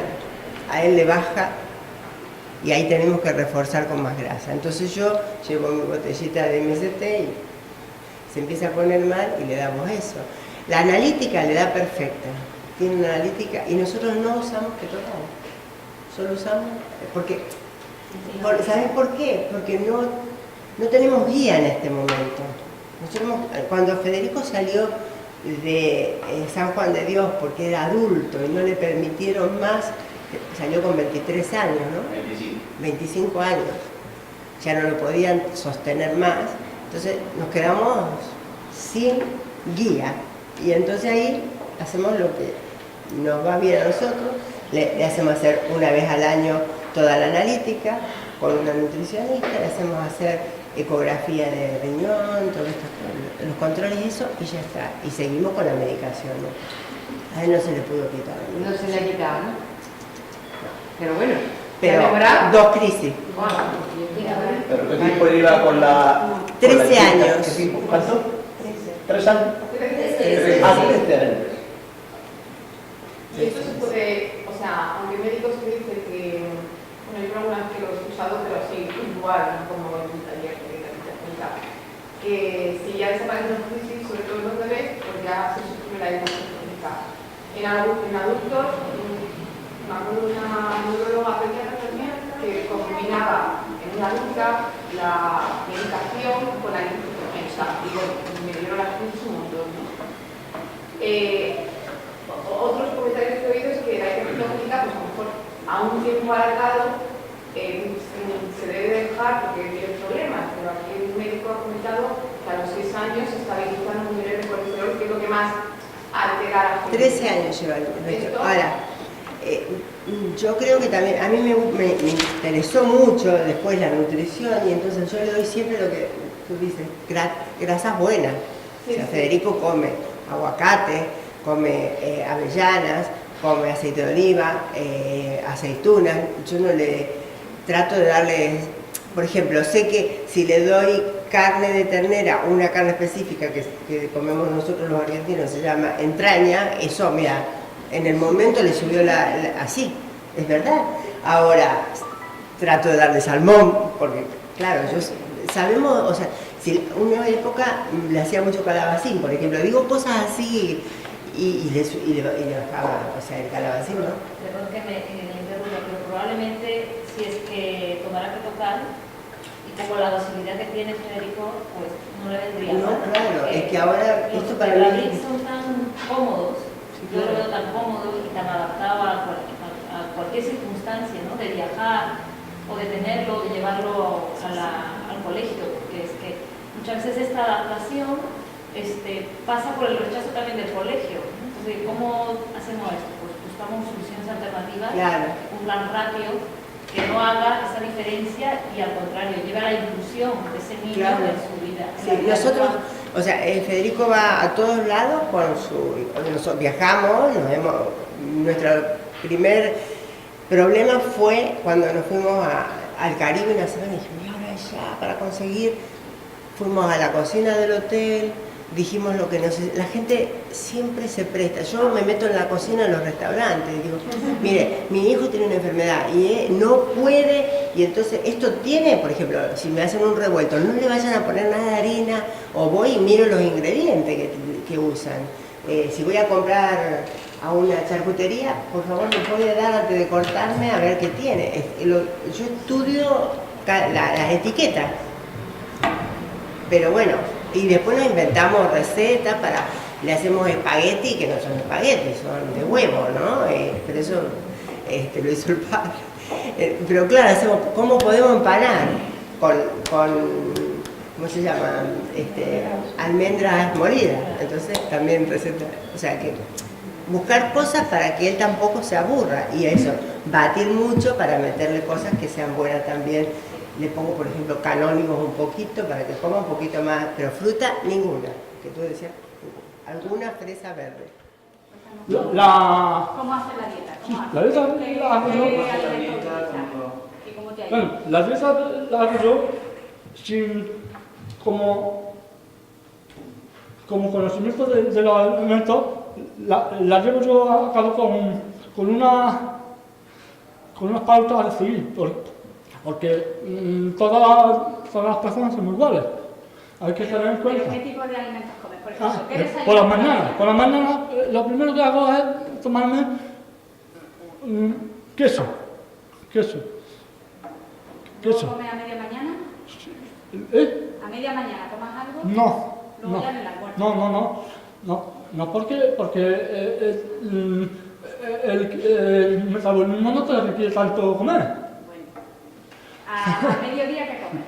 Cuando mediodía pues ya como lo que es carne, pescado, algunos huevos, pero quiero hacer hincapié que hay que evitar los almidones, que esos son los que producen hidrato de carbono, los almidones. Todo lo que tiene almidón, lo que sea almidón, la patata es un almidón. Eso produce, en nuestro cuerpo lo convierte en azúcares, en glucosa. Y esto es el mayor consumidor de glucosa, pero digamos esto... ¿Y tú qué has notado desde que empezaste a hacer la dieta cetogénica? Pues, ¿Has disminuido tu número de crisis? una tranquilidad porque no solamente es la salud, también es la tranquilidad de que estoy haciendo una cosa segura, una cosa por mi bien. pues muy bien, para estabilizar, porque yo tengo que seguir para adelante. ¿Pero has notado algo Sí, objetivo? sí, ¿Qué cosas, sí. por ejemplo? Esto, he notado que la dieta me ha supuesto un avance de estado nervioso, o sea, me refiero a que mi sistema nervioso, aparte de que tengo una pérdida, ha llegado un momento en que se ha estabilizado. Ayer tuve crisis, pero no me supone una crisis. En mi crisis no supone yo tengo suerte de que eso es lo que pasa respecto a la dieta cetogénica y a los alimentos, de que la crisis se ha pasado a un estado de ¿cómo se llama esto? Episodio aislado. Antes pues perdía el conocimiento, perdía el control, pero con el tiempo... ¿Toma algún fármaco asociado a la dieta? ¿A la dieta? ¿Algún fármaco antiepiléptico? Sí, aquí lo tengo. Pedrotol y la motilina. Pero también hay que, como he dicho, que la nutrición también es importante. Muy importante. No vayamos a que esto es la María Borrada. Porque esto no es María Borrada. Ya lo estamos viendo día a día que esto no es María Borrada. ¿Cuántas crisis se daban antes de tomar la dieta cetogénica? Pues pocas. De verdad, lo digo con toda la razón, pocas. Porque yo he llegado a estar trabajando en una crisis y después lo he controlado. Antes me caía y salía yo. ¿Y antes de la dieta, cuántas tenías? También pocas, porque yo me acuerdo que cuando hacía deporte no me daba ninguna crisis. Ahí también ¿Pero estaba... todos los días tenías alguna, aunque fuera en otro momento? ¿Cuántas tenías al día? Bueno, al día no, porque ¿O a la semana? A la semana, una vez. Una vez. Pero que llega a mí, yo si hablo memoria de verdad, lo digo con toda sinceridad, sin pulería, yo llego a dar una relación con el sistema nervioso y respecto al sistema de vida, o sea, deporte, la cultura, el bienestar, la familia. Bueno, hay una cosa, Mercedes, que esta reflexión, perdona que Sí. ¿no? Y diría, que es que normalmente, como mucha gente, como muchas personas en la iglesia, no relacionan que las crisis son, por ejemplo, él ha tenido el déjà vu, o sea, tiene pequeñas ausencias que a lo mejor no las perciben, o sea, en eso bueno, no sé cómo llega ahora el tema del déjà vu, pero Sí, que hay que tener en cuenta que no solamente hay crisis en las que uno pierde la conciencia, sino que hay otros tipos de crisis que pueden ser frecuentes. El ritmo de lo que era el número de crisis bastante importante disminuye. Globalmente han disminuido. O sea que a lo mejor solamente se dice calidad de vida, claro, calidad de vida porque tienen muchas menos, son menos palabras, Sí, las grandes, pero que luego en las habituales también probablemente han disminuido. No, o sea, son años, ¿no? El tema, y lo ves cuando hablas, porque ya vas conociendo y evidentemente pues, tus palabras son evidentemente lo que es, ¿no? Muy bien, bueno, yo creo que tenemos que... Gracias.